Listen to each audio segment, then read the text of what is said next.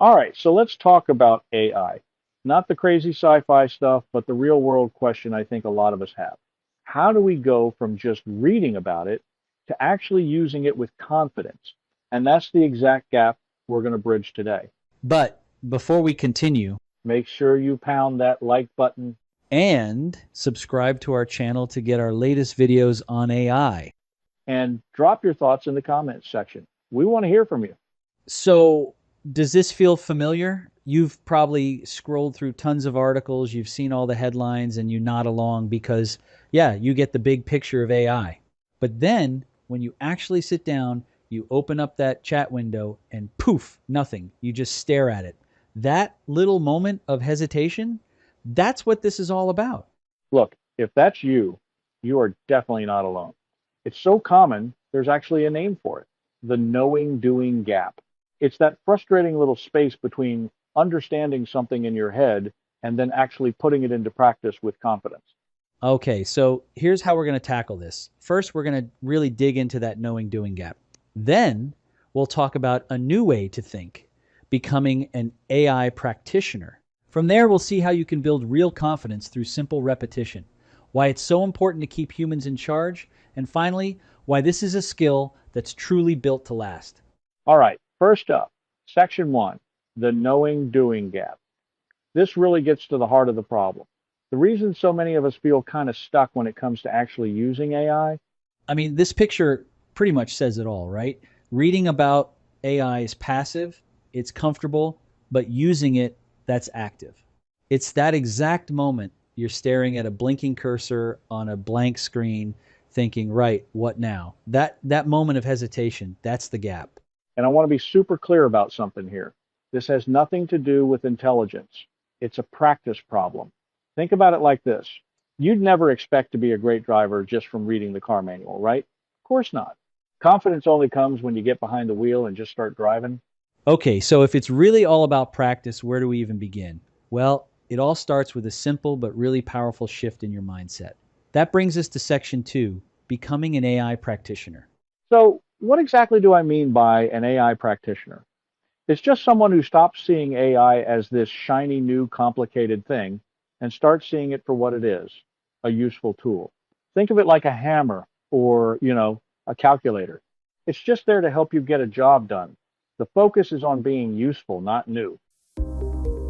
AI is everywhere, but most people still don't understand how to actually use it. It feels complicated, technical, overwhelming, and no one has time to figure it all out. That's why we created your weekly AI shortcut. Every week, you get a quick, clear newsletter on Monday, a practical podcast on Wednesday, and a simple, easy-to-follow video on Friday. No fluff, no jargon, just real ways to start using AI right away. And when you subscribe, you also unlock the full audiobook and a 30-day free trial to the course, so you can actually put this into action. Stop feeling behind. Start using AI to save time, work smarter, and stay ahead. Join now and start building real AI skills one simple step at a time. And this right here, this is the key difference. A beginner is kind of stuck asking, so what is this thing? But a practitioner flips the script. They ask a much more powerful question. How does this help me with what I'm trying to do right now?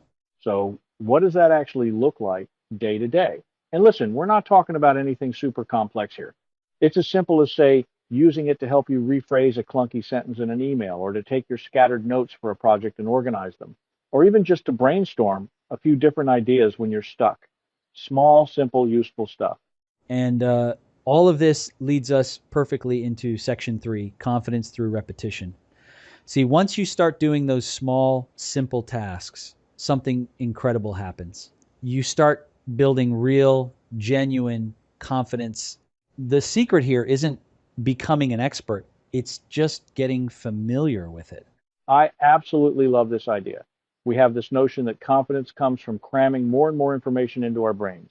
But the truth is, real confidence, it comes from just doing these small, simple things again and again until they feel totally natural. And look, this path to feeling comfortable, it's a gradual thing. You don't have to jump into the deep end. You just start small. Maybe use it to clarify your own jumbled thoughts. Once that feels good, maybe use it to organize a to-do list. Then you could try using it to polish an important email. Each little step builds on the last until, before you know it, it just feels like this reliable partner you can bounce ideas off of. All right, which brings us to something really important in section 4, keeping humans in charge. Because as you get more confident, you got to be responsible. This isn't about handing over the keys to the car. It's about making sure you're always the one in the driver's seat. So you've got these two extremes you really want to avoid. On one side, you have total avoidance, just ignoring it altogether, which means you risk falling behind. On the other side, you have blind trust, just accepting whatever it gives you, and you start to lose your own critical thinking skills. The practitioner finds that smart path right down the middle. So what does that smart, responsible middle ground actually look like in practice? It's really just a few simple habits. You always review what it gives you. You always revise its suggestions to make them your own. You stay aware of things like tone or context that it might miss. And the biggest one, you remember that you, not the AI, are accountable for the final outcome. The AI is the assistant. You're the boss. Okay. And all of this brings us to our final and maybe the most important point in section 5. This is a skill that lasts. The effort you put into this isn't about learning one specific program. It's about building a skill that's truly future proof. This is really the whole point. Look, the AI tools we're using right now, they're going to change. They'll evolve. New ones will pop up. The interfaces will look different. But that core skill of working with them, of being a practitioner who's confident, intentional, and responsible, that skill isn't going anywhere. So let's wrap this all up with one last thought. The goal isn't to master AI. It's not about becoming some kind of expert. It's just about being willing to practice. So the only real question is, are you ready to give it a try?